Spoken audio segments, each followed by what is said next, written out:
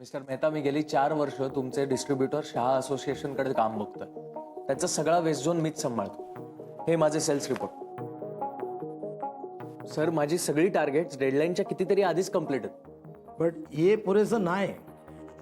I know sir, पण माझ्याकडे एक बेस्ट डील फक्त तुमच्यासाठी आणि तुमच्या फायद्याची आहे. सर, तुम्ही डिस्ट्रीब्युटर्सना 40% कमिशन देता, हे फक्त 30% घे. तुम्ही 50 लाखाचं क्रेडिट देता, मला 5 लाख पण पुरते. मला वाटतं तुम्ही आमचं कॉन्ट्रॅक्ट वाचलं नाही. ते आधी वाचा, પછી आपण बोलू.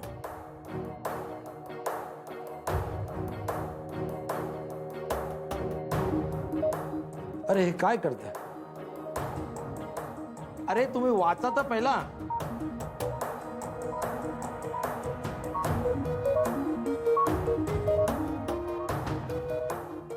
सर, घेतली रिस्क आणि ही मी नुकतीच बनवलेली क्लायंट्सची लिस्ट आहे सर. सर, सगळ्या मोठ्या क्लायंट्सला टार्गेट करायचा विचार आहे माझा. मला वाटते हे समजे क्लायंट्स इम्पोर्टेड माल वापरतात. लास्ट 10 बरस आम्ही ट्राय करते. जे आम्हाला जमले नाही ते तुम्हाला जमेल. सर, फक्त एक चान्स द्या, रिझल्ट बघा आणि मग ठरवा.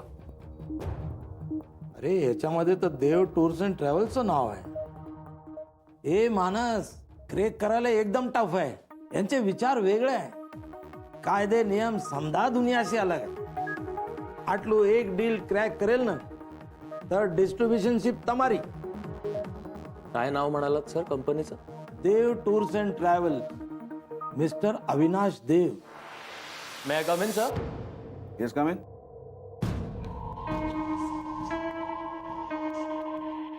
काय झालं? या बसा. हां.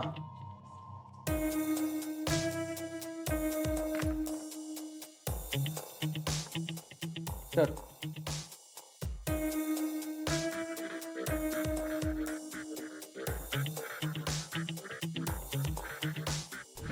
हे तुझं रेसिग्नेशन लेटर.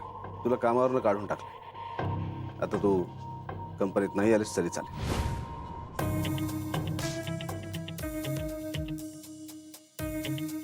नाईस प्रोडक्ट्स, पण सॉरी, आम्ही इम्पोर्टेड कार्ट्रिजेस वापरतो. याचं कारण क्वालिटी. सॉरी. सर, मी तुम्हाला या क्वालिटीच्याच जोरावर सांगतो. तुम्ही आमचं हे इंडियन मेड कार्ट्रेज ना एकदा वापरून बघा. आता माझ्याकडे खरं तर एक्सपेरिमेंट करण्यासाठी अजिबातच वेळ नाही. ठीक आहे सर. आपल्याच माणसांचा आपल्या देशातल्या कंपनीजवर विश्वास नसेल तर आपण तरी काय करणार? It's okay sir.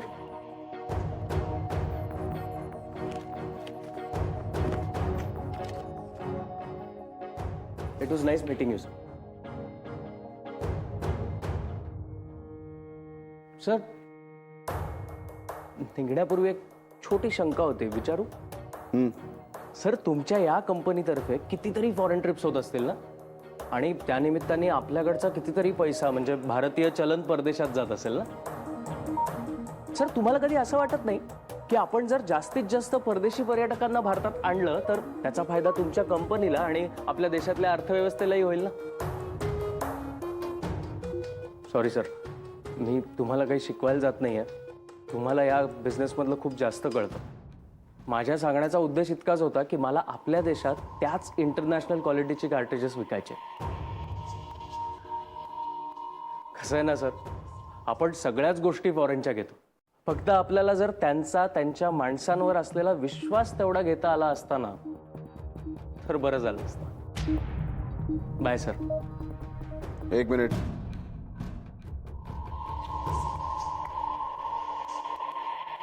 काय रेट लावशील?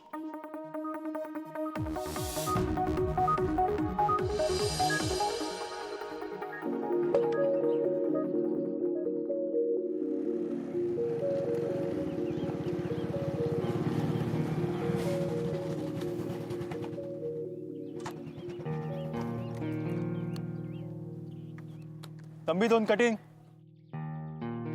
काय झालं रे शहांचं? अरे फालतूगिरी आहे रे सगळी. नोकरी नाही म्हणून काय झालं? धंदा करणारी माणसं काय माणसं नसतात? एक मिनिट, काय झालंय? अरे मी सांगितलं त्यांना हवं तर माझी गॅरंटी घ्या, व्याजासकट सगळे पैसे परत देतो. ऐकत नाही साले. नक्की काय म्हणाले ते शहा? जय, मी खूप रिक्वेस्ट केली त्यांना. त्यांचं असं म्हणणं आहे की एवढी मोठी रक्कम हवी असेल तर तुझं घर गहाण ठेवावं लागेल.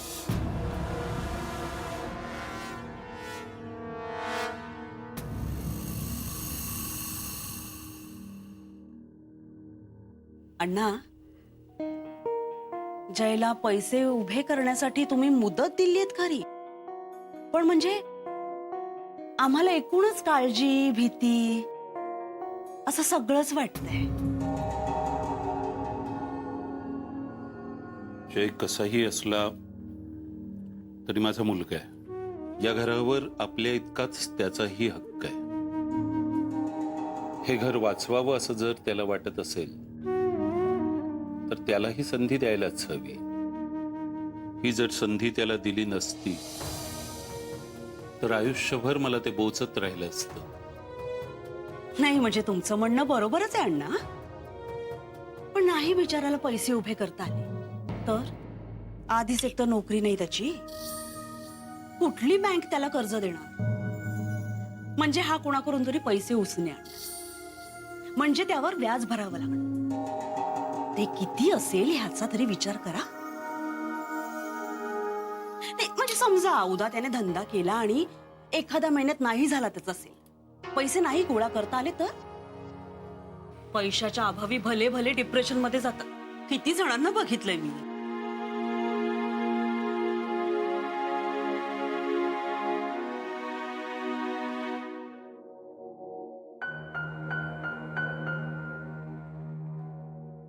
बोला ना अण्णा. हो, मी काय चुकीचं बोलते का? नाही, तू चुकीचं बोलत नाहीयेस, पण मी सुद्धा माझ्या मनाला जे पटतं तेच केलं. कदाचित याची किंमतही मला चुकवावी लागेल. आयुष्यात एवढी दुःख भोगली, आणखी थोडी दुःख भोगेल.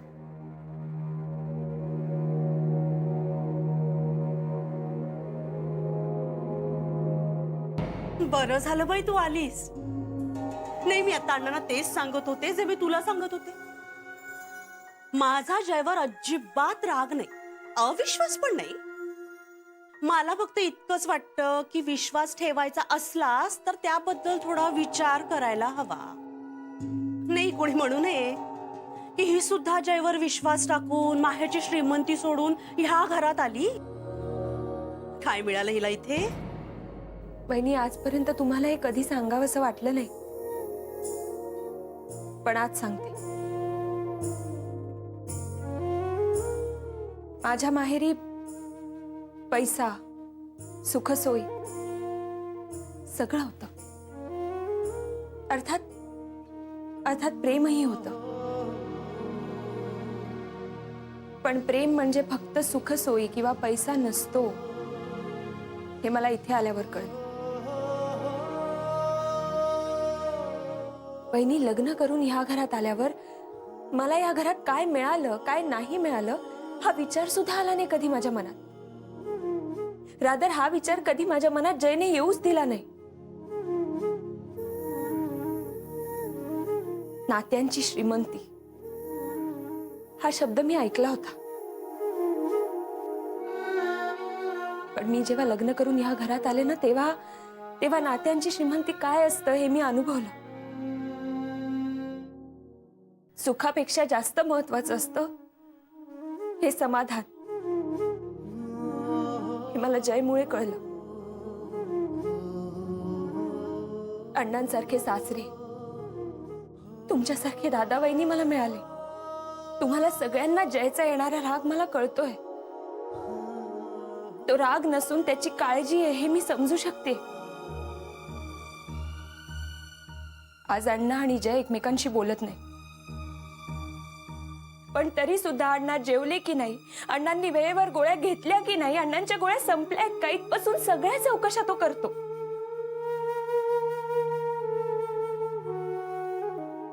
आज हे घर आपल्या हातून चाललंय आणि आपण त्या बाबतीत काहीही करू शकत नाही होत. याचं खरंच खूप वाईट वाटतंय हो जयला.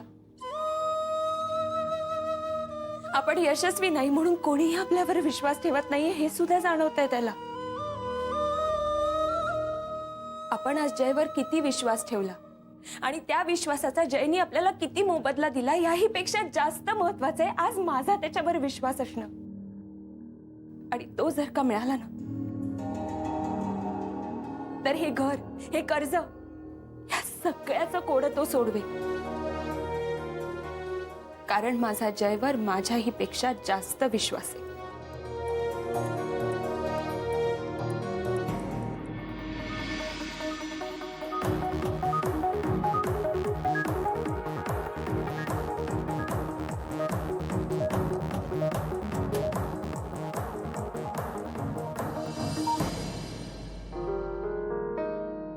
आदिती, आलास? काय करतेस तू किचन मध्ये? तब्येत बरी नाही आहे ना आपली? आता ओके मी. माझ्याकडे बघून बोल. तुझ्या कामाचं काय झालं सांग. नाही झालं. नोकरी नाही आहे ना म्हणून कोणी लोन द्यायला तयार नाही. मग आता? एक माणूस आहे पण काय? तो म्हणतोय घर गहाण ठेवावं लागेल. अय्या, घर घाण ठेवतोयस तू? अहो अहो जरा इकडे या. अण्णा तुम्ही पण या लवकर.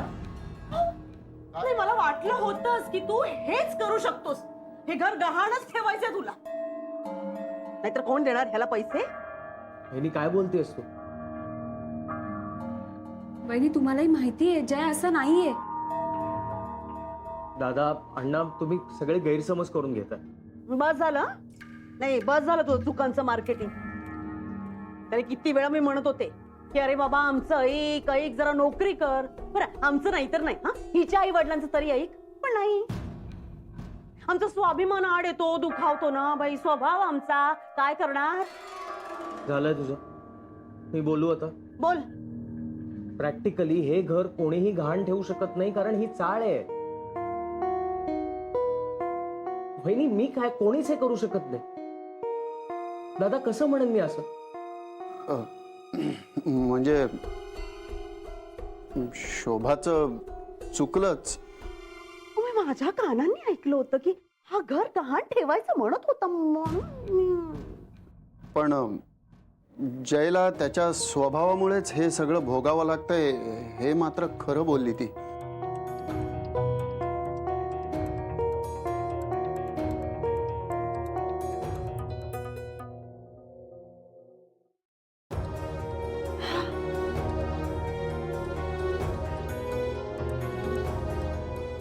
जय,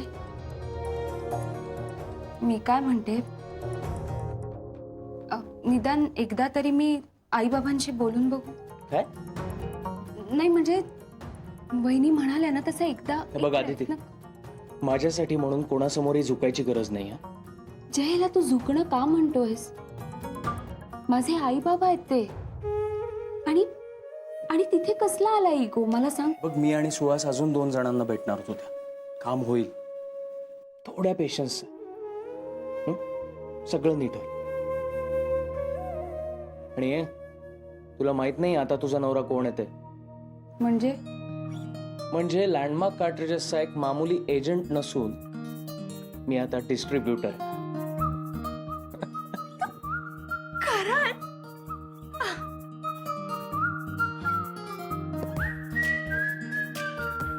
अण्णा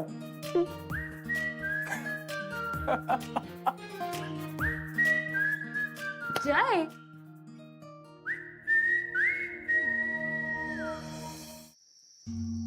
हा अंधविश्वास आहे. अण्णा जयवर ठेवतायत ना तो विश्वास नाहीये, त्याला अंधविश्वास म्हणतात, बाकी काही नाही. अजून आधीच कर्ज फेडता येत नाही आपल्याला आणि हा अजून एक कर्ज घेतोय. कसं फेडेल हा कर्ज? त्याचं तो बघून घेईल ना. काय बघून घेईल तो? ऑफिस मधून तुम्ही घेतलेत कर्ज. उद्या तू नाही फेडू शकला तर आणि तुमची नोकरी गेली तर? तुला पटत नाहीये ना, मग तू बोल ना अण्णांची. मला नाही आवडत असं बाप लेकामध्ये नाखुपसून बोलायला. घरावर येणारं संकट कोणालाही दिसलं नाही ना तरी घराविषयी कळकळ असणाऱ्या बाईला ते आधी दिसतं. शोभा, आई सुद्धा असंच म्हणायची ग. हो ना, त्या असत्या ना तर त्यांना सुद्धा हे संकट आधी दिसलं असतं. शोभा, म्हणूनच मला वाटतं आई फक्त तुझ्या स्वप्नात येत असणार. स्वप्नात आल्या ना तरी सारखं हेच म्हणत असतात, शोभा आपलं हे घर तूच सांभाळू शकशील ग बाई. त्यांच्यामुळेच आपल्या घरावर येणारं हे संकट दिसू शकतंय मला. त्या मला म्हणाल्या होत्या, घरात वाद होतील असं अजिबात वागू नको शोभा. वागले मी असं कधी? म्हणून म्हणतेय, तुम्ही बोला अण्णांशी. हो, तिनं जर का सांगितलं असेल ना तर मी बोलेन, नक्की बोलेन.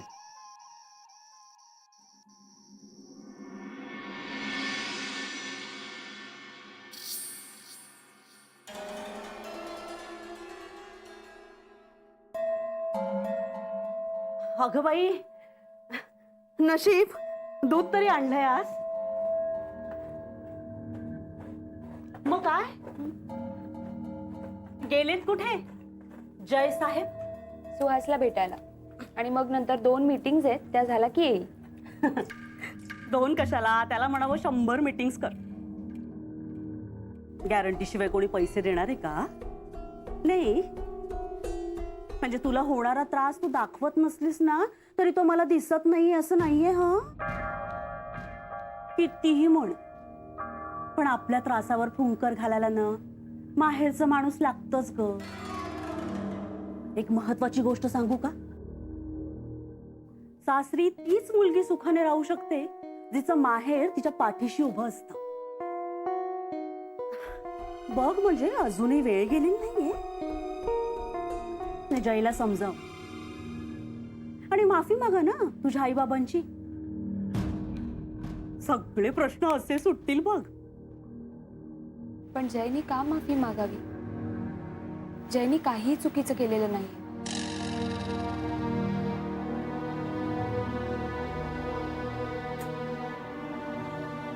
नाही, समजू आपण की जयचं काहीच चुकलं नाही, पण तुझं तर चुकलंच ना. एका अनोळखी मुलासाठी तू तुझं घरदार, तुझे आई वडील, त्यांनी तुझ्यासाठी पाहिलेली स्वप्न सगळं सोडून आलीस की नाही? काय वाटलं असेल ग त्यांना? वाईट वाटलं असेल कदाचित, आणि त्यासाठी मी त्यांची माफी मागेन नंतर. वहिनी, माझं आणि जयचं एकमेकांवर खरंच खूप प्रेम आहे. मग यात चुकीचं काय? उतू जाते दूध, उतू जाते. गॅस बंद कर.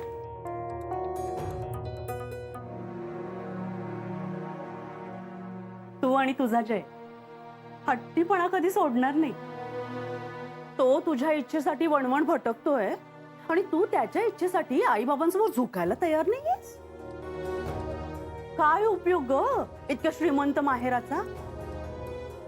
संसार फक्त प्रेमावर चालत नाही. संसार आनंदी करण्यासाठी पैसा लागतो.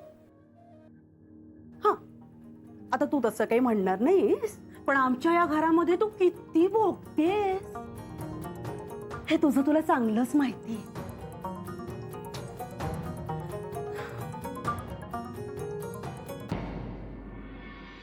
अदिती, मावशी,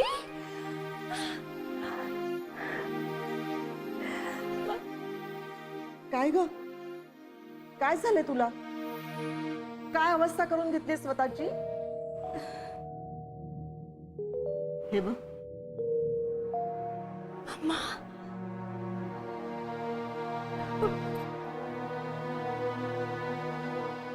मावशी, मम्मा रागवली का ग माझ्यावर? त्याला एकदाही जवळ घ्यावंसं वाटलं नाही का ग तिने? वाटतं, खूप वाटतं, पण तुझ्या बाबांच्या समोर तिचं काहीही चालत नाही. तुझ्या बाबांनी घालून दिलेली लक्ष्मण रेषा पार करण्याची तिच्यात हिंमत नाहीये.